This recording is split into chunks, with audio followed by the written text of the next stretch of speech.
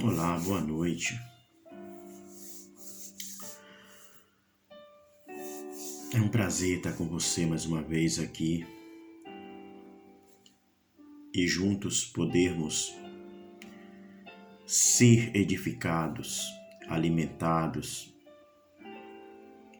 na palavra eterna, naquele que é a base de tudo o que existe, o centro de tudo que existe. Ser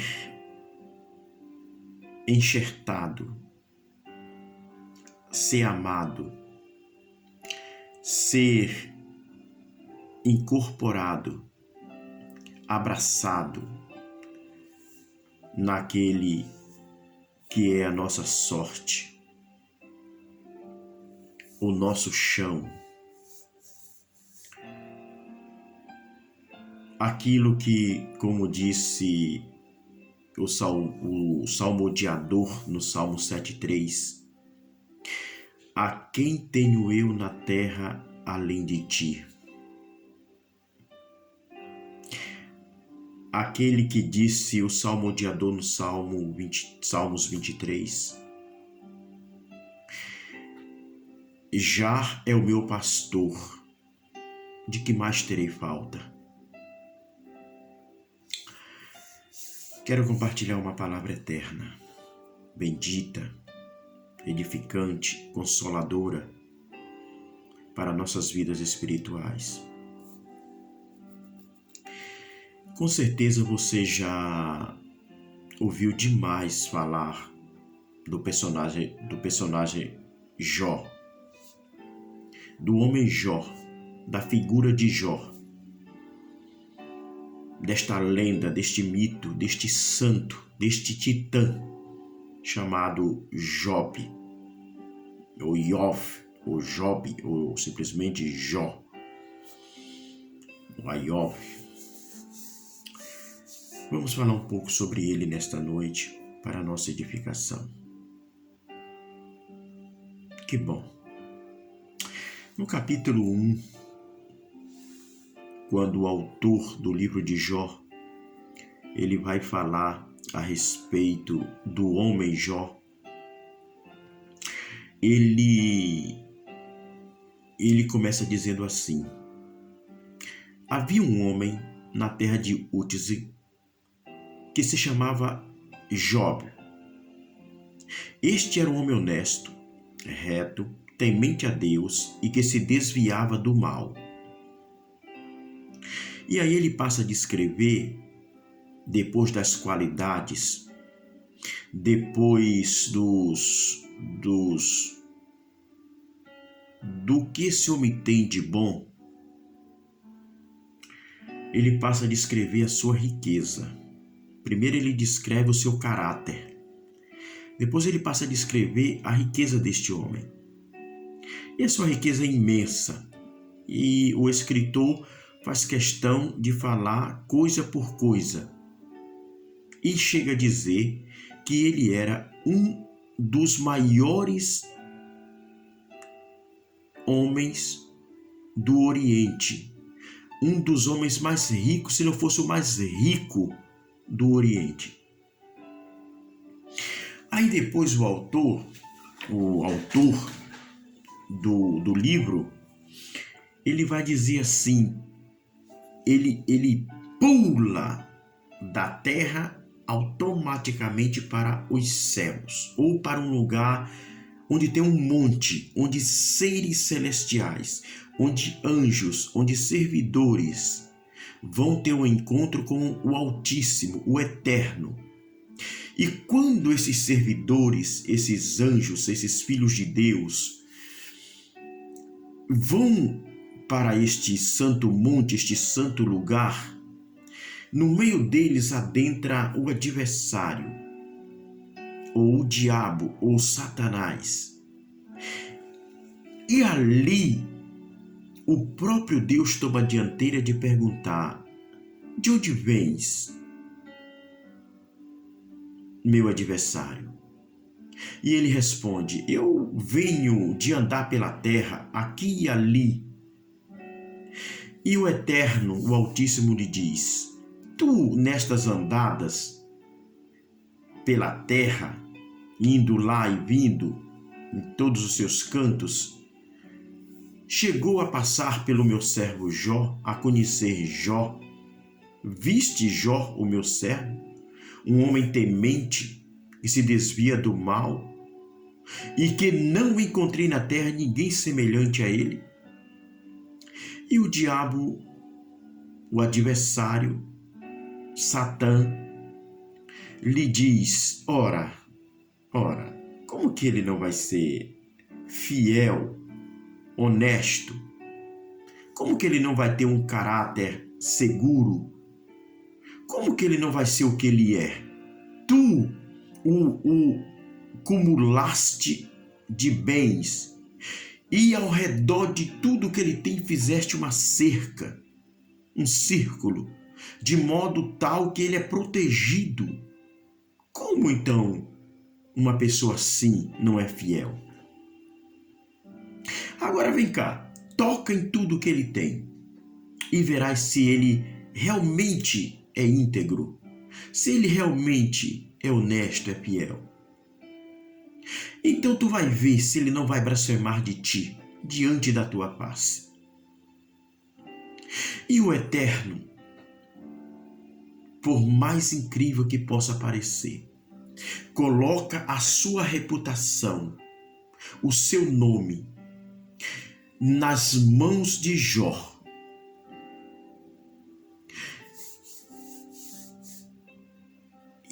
E parece então que a reunião acaba.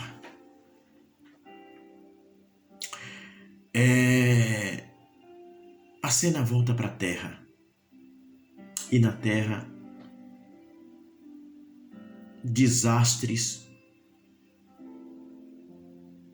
começam a acontecer na vida do servo de Deus de nome Jó. Deixa eu lhe falar sobre perseverança. O que é perseverança para você? O que é perseverança para você? Perseverança, deixe-me lhe falar o que é perseverança. Perseverança é a capacidade de alguém, de nós, suportar uma coisa difícil. Quer dizer, perseverança não é apenas a capacidade de alguém suportar uma coisa difícil. Uma coisa que lhe castiga, que lhe humilha, que lhe tira o sono, que lhe deixa para baixo, que lhe humilha. Perseverança não é apenas a capacidade de todo dia enfrentar o mesmo problema, dormir com o problema, acordar com o problema e passar pelo problema todos os dias, todas as semanas e todos os meses. Perseverança é mais que isto. Perseverança é elevar ou tornar uma dificuldade a glorificar a Deus. Isto é perseverança. É eu pegar algo que me humilha, algo que me oprime, algo que me entristece e fazer com que esta coisa glorifique ao Deus que sirvo, exalte e me faça se achegar mais aos pés daquele que é eterno. Isto é perseverança. Não é só suportar, mas levar algo ruim a glorificar a Deus. É assim que vejo a perseverança. O livro de Jó é uma peça de suspense. O livro de Jó é uma investigação, vamos dizer, policial. O livro de Jó é um teatro. Um teatro onde o diretor, ele vai até a plateia antes de abrir as cortinas. Quem já foi em cinemas antigamente, hoje não se tem muito isso, mas eu fui muito em cinema, eu era fã de cinema, ainda sou fã de cinema. e havia uma pesada e alta cortina bonita na frente da tela. Quando o filme ia começar, abria-se as cortinas para os cantos, a tela aparecia branca e o projetor projetava o que ia passar. O diretor vai até a plateia que está sentada e o diretor fala: vai haver aqui uma peça teatral ou um filme e o vilão é Satanás. Haverá neste filme 5 homens debatendo. Um é o herói. Este que é o herói, você vai ver o sofrimento, a dor, a tragédia que ele passa e o que ele fala para poder ele mostrar que de fato ele merece ser herói. E quando as cortinas e o diretor explicando esses papéis, ele sai e as cortinas se abrem e aparece no palco um homem seminu, purulento, cheio de manchas no corpo, horrivelmente, visivelmente anormal está a sua pele. E ele tem nas suas mãos um caco de cerâmica. E ele passa o caco de cerâmica no corpo para coçar o pescoço, coçar a testa, a cabeça, as pernas, a barriga, as costas, as costelas, os braços, porque ele não tem mais unhas, suas unhas caíram. Ele está numa situação dificílima. Este homem é o herói da peça, do filme. Ele se chama Jó. E aparece daqui a pouco, próximo dele, 3 amigos. E nós vemos que ali começa a ter um debate. E o debate que acontece é uma coisa assim meio complicada, porque os amigos têm aquele homem como santo, aquele homem como um homem temente a Deus, e agora ele está passando por uma situação dificílima, muito horrível. Então eles vão julgar que aquele homem, aquele amigo, cometeu algum pecado, está em erro, porque aquele sofrimento e as derrotas que aquele homem teve só se justificam explicando que ele pecou para passar por tal situação.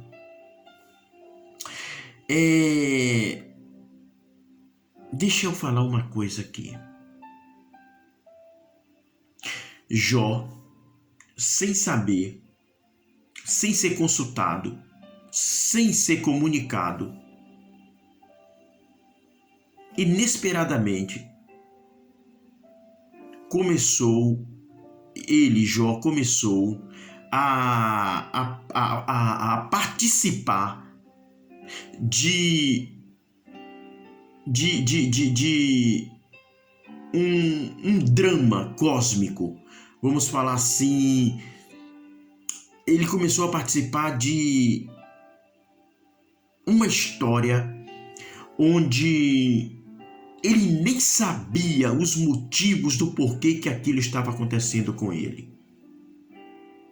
Na eternidade, Deus, o Eterno, o Altíssimo, decidiu que ele haveria de padecer para provar que, de fato, com a dor, com o sofrimento, com a angústia, com a humilhação, ele ainda haveria de se manter íntegro, fiel a ele, Deus.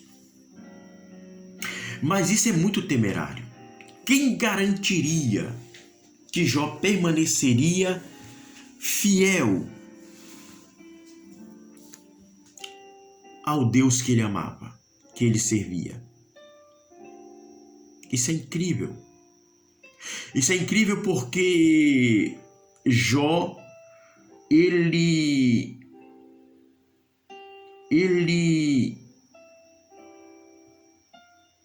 tinha perdido 10 filhos, todos os seus rebanhos, servos, empregados.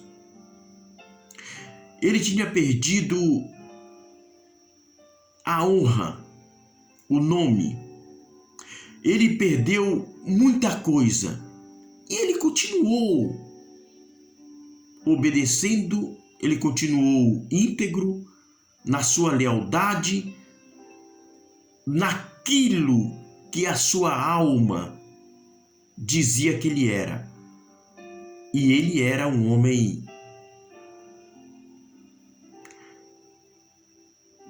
de Deus. Mas isso, como que se não fosse o bastante, ele agora é acometido com uma doença horrível, uma chaga, um mal, feridas purulentas, fedor horrível. Ele perdeu as cartilagens. Ele foi ficando esquelético. Então ele não tem os filhos, não tem as fazendas, as riquezas, a honra, o respeito, e agora não tem a saúde.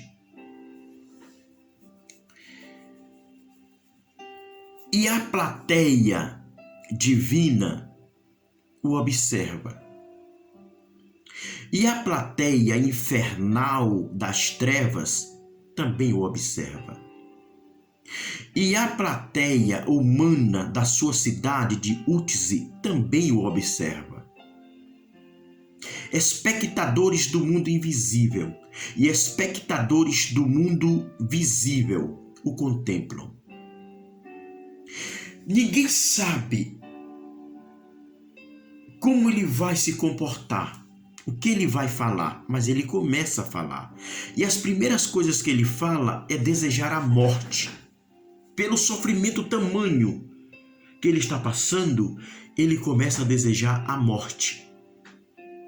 E depois ele vai se justificar dizendo que ele não merece aquilo. Aquilo tudo que está acontecendo com ele, ele não merece. E assim, depois entra um outro debatedor e 4 debatedores e Jó.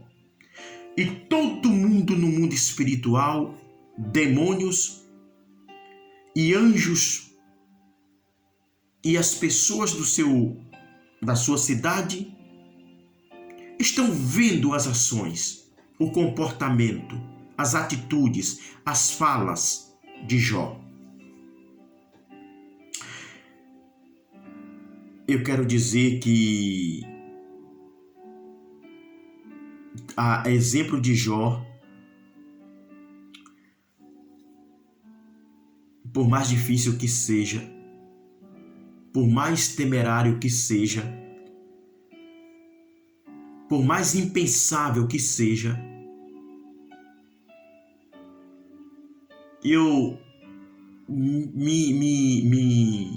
me é duro dizer isso, mas eu vou ter que falar. Deus que não muda, porque o que ele fez com Jó, mais tarde aconteceu na vida de Pedro. E Pedro falhou grosseiramente.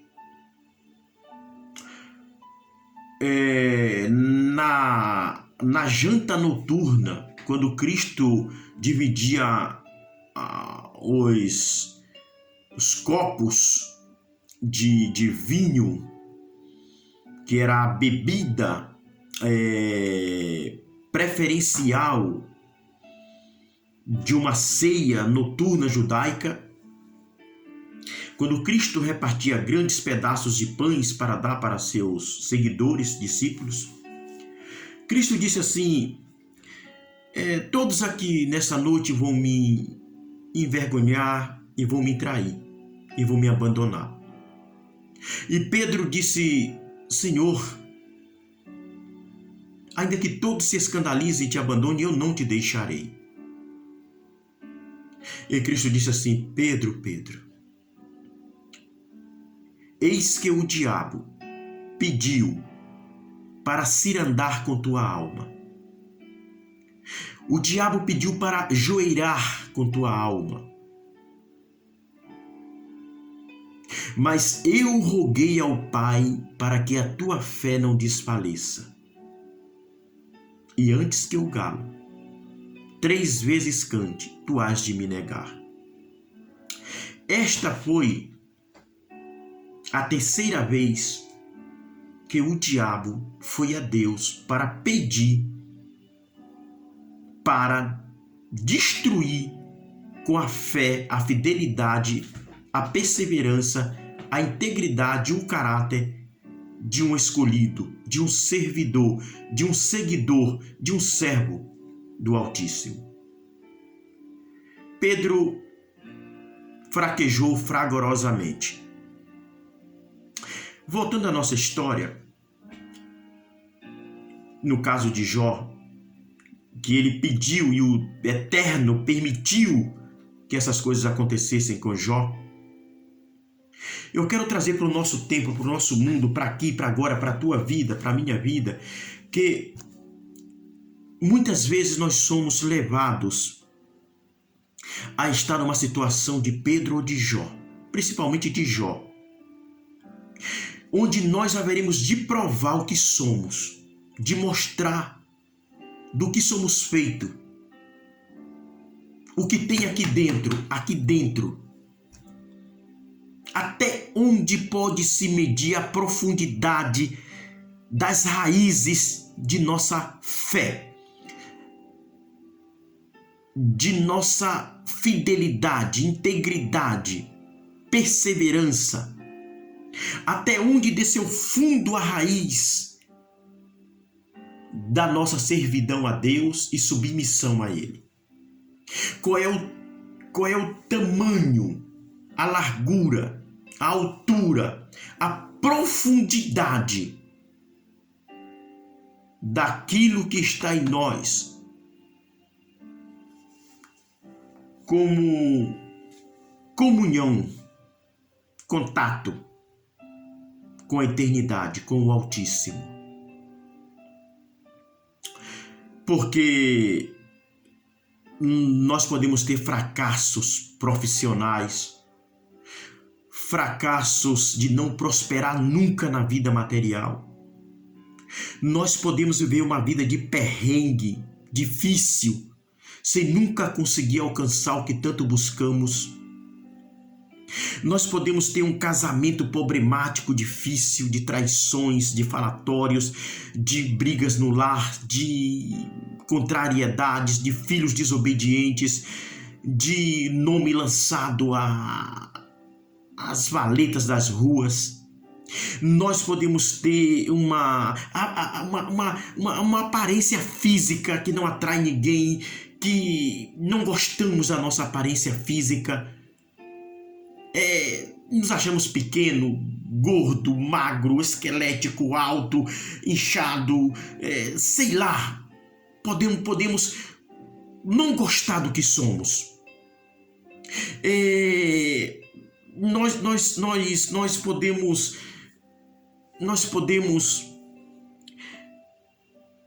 dizer que não temos sorte na vida, que não fomos alcançados pelo bem, que o destino não nos apoiou, que as pessoas estão contra nós, que tudo vira um complô contra a nossa vida.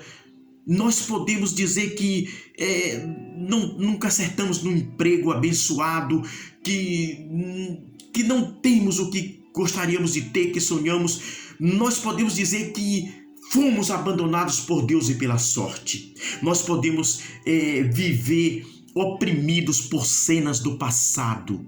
por coisas que fizemos e que, quando lembramos, sentimos lá dentro as punhaladas e dizemos: por que que eu fiz aquilo? Por que que eu fiz aquilo? Por que que eu agi assim? Por que que eu não fugi? Por que que eu fiz aquilo? E essas cenas do passado vêm e nos envergonhar, nos humilhar diante de Deus, e são coisas que já fomos perdoados, mas nós sempre somos atormentados por elas. Nós podemos ter desvios sexuais e sermos viciados em masturbação, viciados em filmes pornográficos, viciados em histórias eróticas, em contos eróticos, viciados em filmes, viciados na fisicultura das mulheres, no corpo das mulheres, naquilo que a mulher tem, que nos atrai, que nos enfeitiça, que nos deixa caídos e perdendo a comunhão. Nós podemos ter esses deslizes, esses desvios.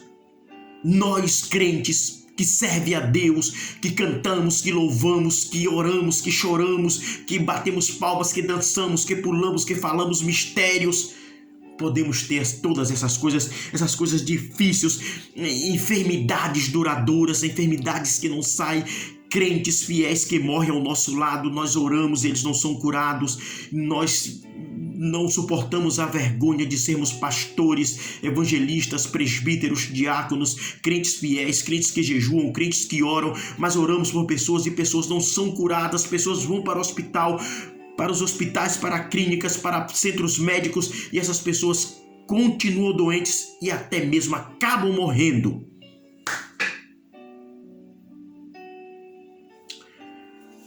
Nós podemos ser colocados como servos escolhidos para sermos humilhados por alguma coisa.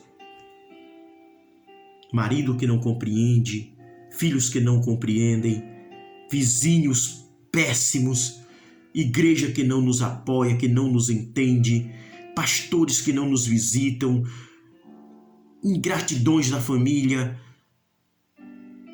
coisas terríveis acontecem. E estamos no papel de Jó. Estamos sendo cirandados, joeirados, cessados como Pedro. E o diabo quer ver a nossa queda. Até onde vai a nossa falácia de dizer que somos servos fiéis a Deus? É difícil, é muito difícil. Deixe-me lhe falar que neste mundo visível onde vivemos, neste terreno onde pisamos, nesta terra aqui, que escolhemos um dia abrir a Bíblia Sagrada, ler as suas páginas, ler o que aqui dentro está escrito e absorvê-la para dentro de nós e amá-la.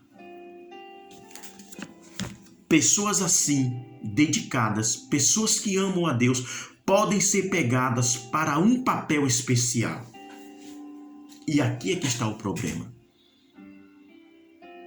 Se eu for pego, você for pego para um papel onde a humilhação, onde a vergonha, a dor, o deslize, a fraqueza, a vergonha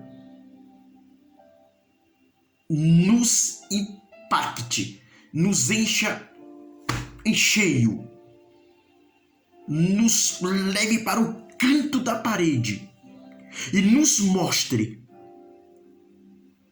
poderosamente de que pó, de que terra, de que barro somos feitos e que não somos absolutamente nada.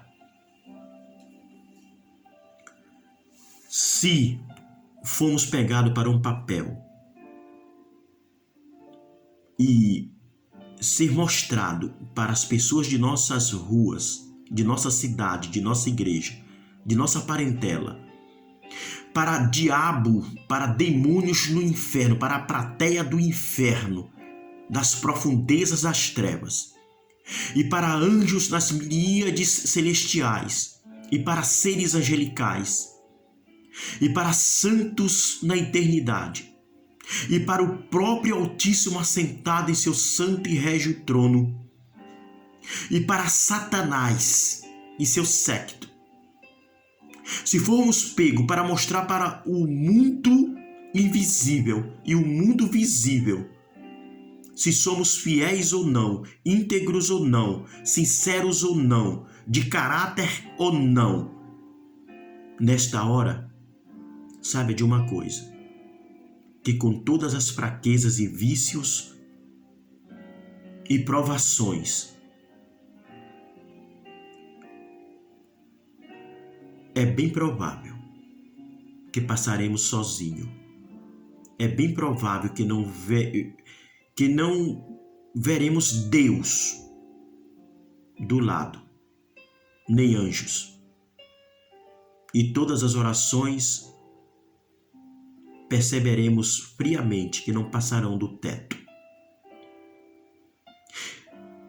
Nesses momentos difíceis, onde tudo vem nos provar para dizer o que é que tem aí dentro. Não se trata de dízimo. Não se trata dessa coisa mesquinha, dízimo. Mesquinha mesmo. Não se trata de dar ou não oferta cotidianamente na igreja. Não se trata de ter jejuado, orado, buscado, não. Não se trata de ter ouvido hinos ou não. De ter lido a palavra ou não.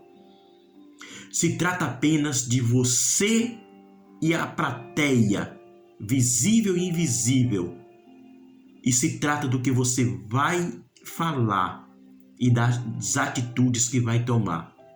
Se trata de você e você só, e sozinho, mostrar o que você é. E como disse, o que é perseverança? Perseverança não é só suportar os desvios sexuais e continuar firme. Não é só suportar as humilhações que outros lhe levam, lhe passam na cara, as ingratidões. Perseverança não é só suportar calado o prejuízo ou os prejuízos. Perseverança não é só ficar quieto. Perseverança é pegar uma coisa ruim, horrível, e fazê-la glorificar a quem está assentado em tão grande, santo e sublime trono. Perseverança é você saber que por trás de toda fraqueza, de toda humilhação, de toda dor, de toda resposta não adquirida da parte de Deus, de toda oração não respondida, continuar, mesmo sem obter o que você quer, mesmo sem alcançar o que busca, mesmo lutando sem ninguém lhe aplaudir, lhe ver e lhe elogiar, mesmo lhe atirando pedra, falando mal de você pelas costas, você juntar tudo, unir tudo e glorificar e perseverar e não perder a essência do servo que é. Que o Senhor Deus lhe abençoe, que o Senhor Deus lhe guarde, que o Senhor Deus lhe faça triunfar quando você for pego para um papel terrível da provação. Deus lhe guarde. E se sentir sozinho, saiba que está sozinho mesmo. E é só você. Depois é que vem a glória, a vitória, e você terminará o seu filme como personagem principal e herói dessa história. Amém. Seu canal Terra de Aguilar. Se inscreva, dê um joia e passe adiante. Deus abençoe você.